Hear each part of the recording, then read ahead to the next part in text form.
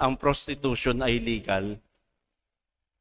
Katunayan sa kanila, dahil legal ang prostitution, merong malaking kalye doon na parang red district nila na nakadisplay ng mga babae. Na halaga nakahubad sila. Hindi naman ako tumingin, nakapikit ako, nakaganon lang ako. Pero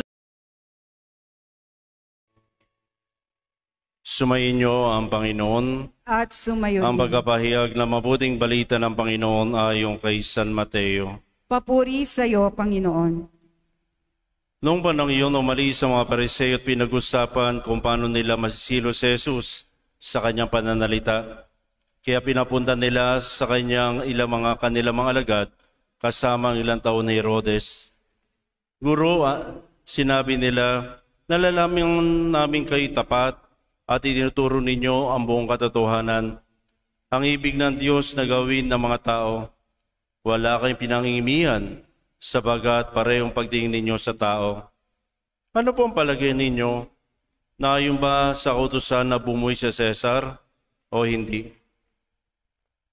Ngunit batid ni Jesus ang kanilang masamang layon, kaya't sinabi niya, kayong mapag-imbabaw.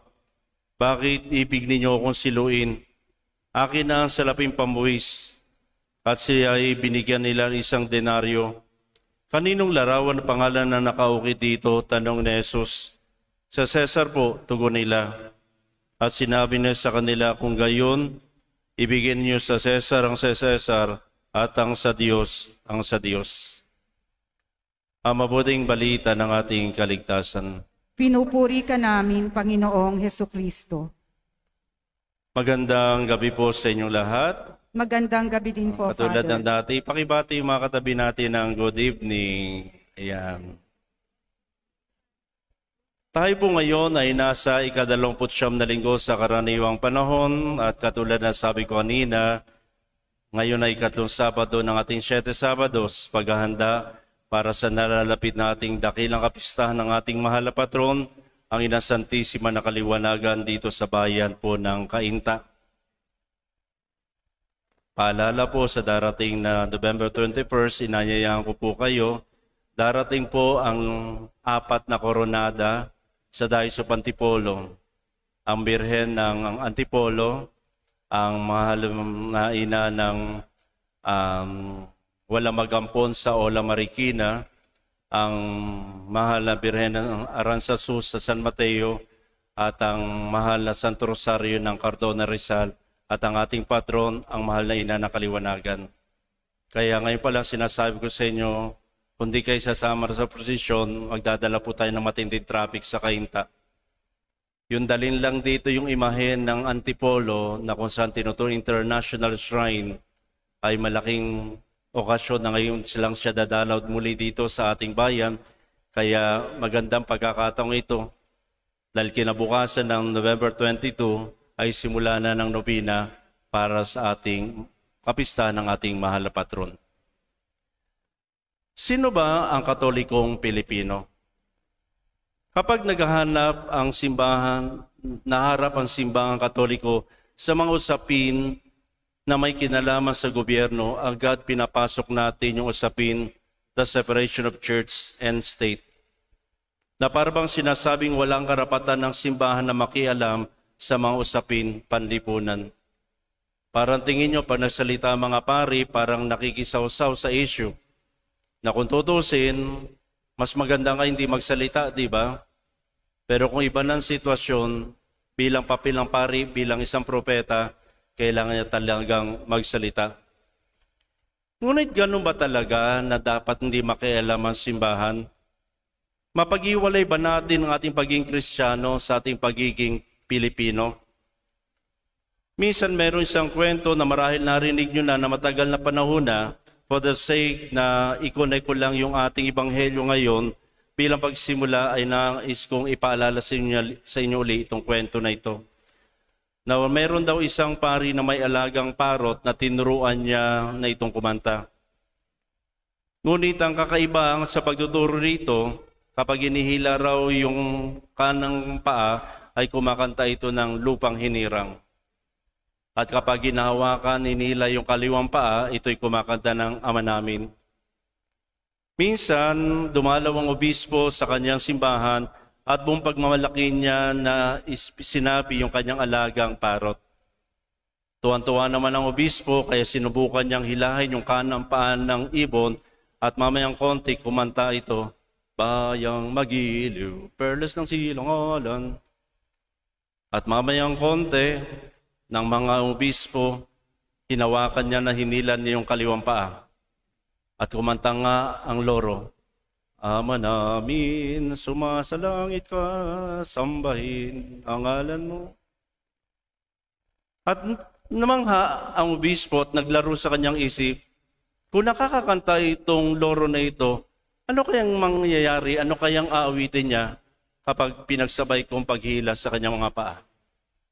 At inilangan ng obispo yung kanyang pampareho at mamayang konti nagsilita ang loro, Hoy, visit ka, malalaglag ako dito. No? Pwede bang pagsabayin ang Ama namin at lupang hinirang? Pwede bang pagsabayin ang pagiging makadiyos at pagiging makabayan? Maraming nagsasabi hindi. Kung paano ang langis sa tubig ay hindi mapaghahalo, gayon din ang simbahan at politika. Ano bang pananaw ni Jesus dito? Sa ating Banghelyo, narinig natin gustong siluin ng mga alagad ni Herodes at ng mga Pariseo si Jesus sa pamamagitan ng kanyang pananalita. Ang nisip siguro nila, mas matalino sila, mas magaling sila, mas may aral sila, at gusto nilang may maiparatang na masama kay Jesus. Sipi mo, talagang politikong-politiko ang dating nila, pinuri muna si Jesus. At anong sabi ng guro? Nalalaman namin kayo tapat at itinuturo ninyo ang buong katotohanan at ang ibig ng Diyos na gawin ng tao. Wala kayong pinangingimian, parehong pagtingin nyo sa mga tao. Ang ganda, ang papuri. At dito kumabig sila at ano sinabi niya? Ano sa palagay ninyo? Naayon ba sa kutusan na bumuhay sa Cesar o hindi? Alam natin ng Israel ay nasa ilalim ng pamamahala ng mga Romano. At lahat sila, kahit sa gusto nila, kailangan bumuwis. Kapag hindi kayo bumuwis, paparatang kayo ng kasong rebellion. Kapag sinabi niyan dapat kayong bumuwis, lalapas siyang masama sa mga Hudyo dahil ito'y nangangulugan na tinitignan ninyo ang mga Romano bilang hari ng Israel. At dito, napakasimple lamang ang tanong, ang sagot na binigay ni Jesus. Kumuha siya ng isang denaryo at tinanong kaninong larawan nakalagay dito. Sa Cesar po. Ang inaasahan nila, sasagot lang si Jesus ng oo o hindi. Pero laking gulat nila nang sinabi ni Jesus, "Pes, ibigay nyo sa Cesar ang sa Cesar at sa Diyos ang sa Diyos." Na anong ibig sabihin ni Jesus na hindi dapat nating kaligtaan ang ating tungkulin sa Diyos kahit na tayo ay naglilingkod sa lipunan? Gayon din naman, hindi dapat nating kaligtaan ang tungkulin natin sa lipunan kung tayo ay naglilingkod sa Diyos.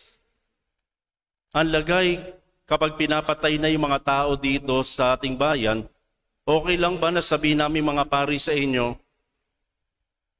mga kapatid, ipagdasal lang natin sa Diyos ang lahat ng mga pinaslang para matahimik ang kanila mga kaluluwa. Ganun na lang ho ba? Kung biktima yung nanay mo, yung tatay mo, yung kapatid mo, asawa mo, okay lang ba na hindi na tayo magsasalita? Okay lang ba hindi na tayo kikibo? Okay lang ba na hindi na tayo magrereklamo kung may karahasan na nangyayari sa paligid natin? Halimbawa, kung di pinapasweldo ng tama ang mga kawani na nagtatrabaho sa gobyerno, sinusuhulan na, pinagnanakawan pa, okay lang ba sabihin namin mga pari sa inyo, ipagdasal na lang natin yung pamunuan ng ating bayan, na sana dumating yung panahon na sila'y pasweldohin ng maayos. Magdasal na lang ho tayo, wag na ho tayong magsalita, wag na lang ho tayong magreklamo, wag na ho tayong kikibo, baka ano pang gawin nila sa ating masama, hayaan na lang po natin na ganon. Okay na lang ba na ganon, hayaan na lang natin?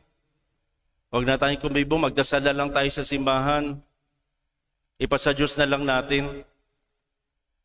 Malimit gamitin ng mga kalaban ng simbahan ng artikulong separation of church and state na nakasad sa ating konstitusyon na para hindi sila pakialaman ng simbahan, sa mga maling pamamalakad nito.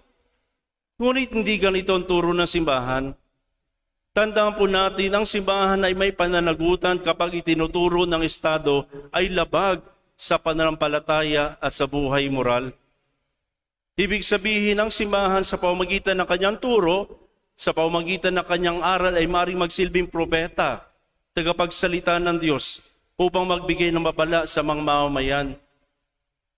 Kung tutusin, mas maganda nga tahimik, huwag na tayong kumibo. Kasi malalagay pa sa peligrong buhay namin mga pare. Pero ano po magagawa namin yan ng buhay namin, yan ng profesyon namin bilang propeta na magsasalita sa ngalan ng Diyos. Mas maganda yung huwag ng kumibo.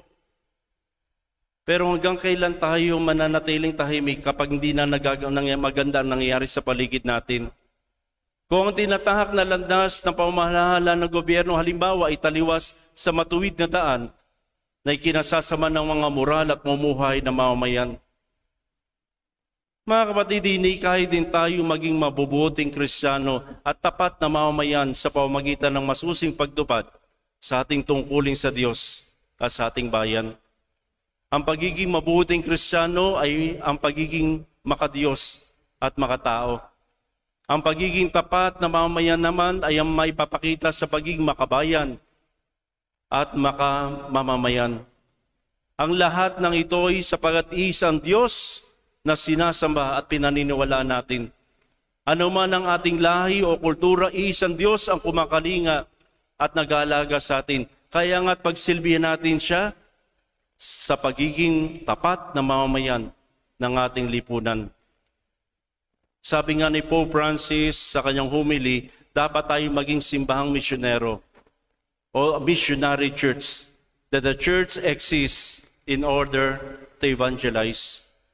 Ibig sabihin ay mawawalan ng saysay ang simbahan kapag hindi niya nagampanan yung tungkulin na magpahayag ng mabuting balita ni Kristo.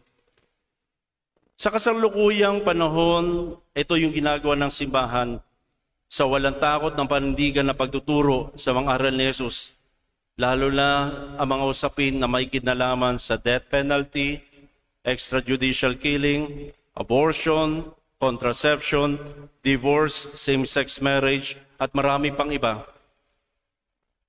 Mga kapatid, aminin natin sa sarili natin. Kalimitan, tinutuligsa natin ng simbahan. Kalimitan, nagiging kalaban ang simbahan na makabagong isipan at pagunlad. KJ daw ang simbahan, makaluma ang simbahan, outdated ang simbahan. Dapat sa panahon natin ngayon, ang iniisip ng marami sa atin, dapat kung saan maligaya ang tao. Dapat hindi na kumukontra ang simbahan. Dapat kung saan magbibigay ng kasiyahan sa tao. Dapat yun ang kung anong gustong gawin ng tao, hayaan na ng simbahan yan. Dapat hindi na siya humadlang. Aminin natin, tayo mga tao makasarili at kalimitan kapakanan lang ng inisip natin. Na parang sinasabi natin, kung maligaya ako maging asawa ko, kapwa lalaki, wala kayong pakialam. Kung maligaya ako ang kasama ko, kapwa babae, wala kayong pakialam, masaya ako dito. Yun ang katwiran ng marami sa atin. Kung hindi ko gusto itong pinagdadala ko, patanggal ko to, katawan ko to. Ako kung may kakayanang gawin ito, wala kayong pakialam, kayong simbahan. Kung gusto ko magdroga, wala kayong pakialam. Dito ako masaya. Dito ako maligaya. Nung nagpunta kami sa Netherlands, nung nagkaming pilgrimage, alam niyo ba, sa Netherlands, ang prostitution ay legal.